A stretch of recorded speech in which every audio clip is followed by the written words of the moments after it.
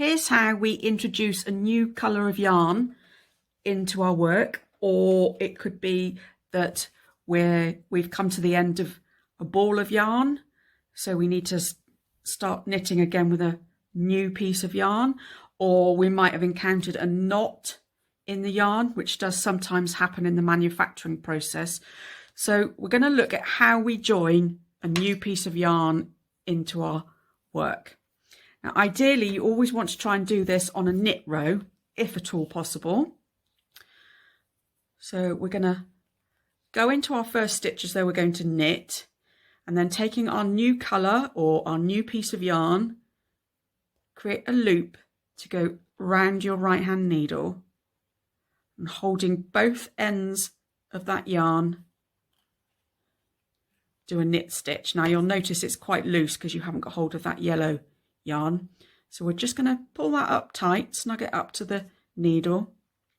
So you can see we've got one stitch here in our new yarn, but we've got all this yarn at the back. So we want to make this a little more secure. So taking our working yarn of the new colour or the new piece of wool,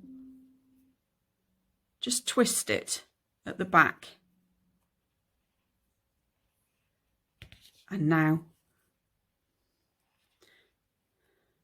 holding that yarn, we can create a new pink stitch. And then with our old piece of yarn, the working yarn, which was the yellow in this case, we're going to twist one more time and then knit a new stitch. If I just finish this row in the pink,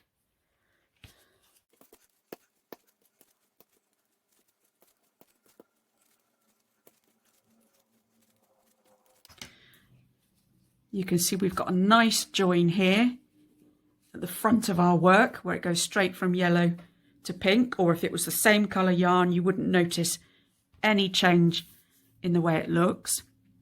We haven't had to use any knots to tie the pieces of yarn together. It's all in that twist, those couple of twists you do at the back of the work.